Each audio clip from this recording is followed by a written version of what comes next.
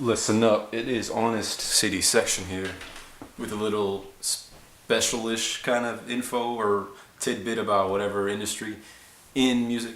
And it's the fact that earlier this week was an issue with Reid was stepping down from Epic Records or just Sony Records in general after possibly some allegations. But there's now been like the little like talks in between the TMZ kind of stuff dealing with like DJ Khaled was in some form showing interest into the position of being that head of that part of the company of Epic Records. And there was some articles on this and that website about it kind of stating that they are looking at potentially him, but they do have their candidates, their people they already in that field, in that piece of management and music background, and it's an interesting thing that just in this kind of grand scheme of craziness now that pretty much anyone could be president, there is that potential that DJ Khaled could just all of a sudden be like the head of a label.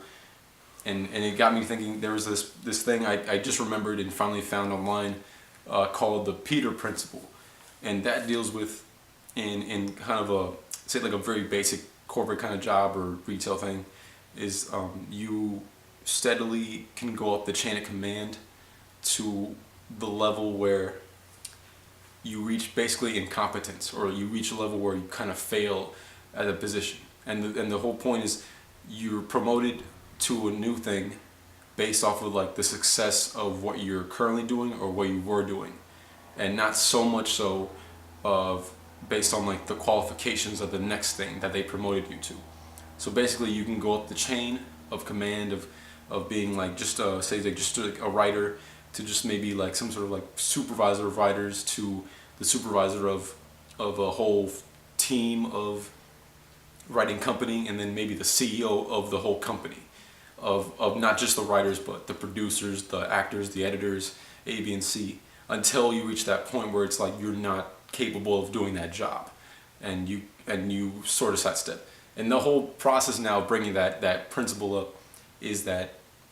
we all know DJ Khaled to be a kind of more or less hype man, and people say it online or in the articles that about this story with Epic Records that they see him as a hype man in general, a producer, not so much so someone to run a label. And it does not exactly on paper look like it fits his work, his resume. So it does make sense if it would all of a sudden have him as the head, and then putting that principle up into the scope of things. It would just seem kind of like almost a setup for failure, unless they at least gave him maybe like a supervisory type of position if they are interested. So that's the most I can see, because on the other spectrum is that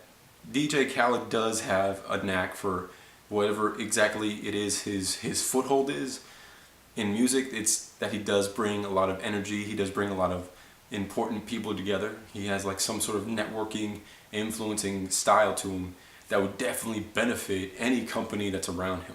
regardless of like if he can like manage artists and manage a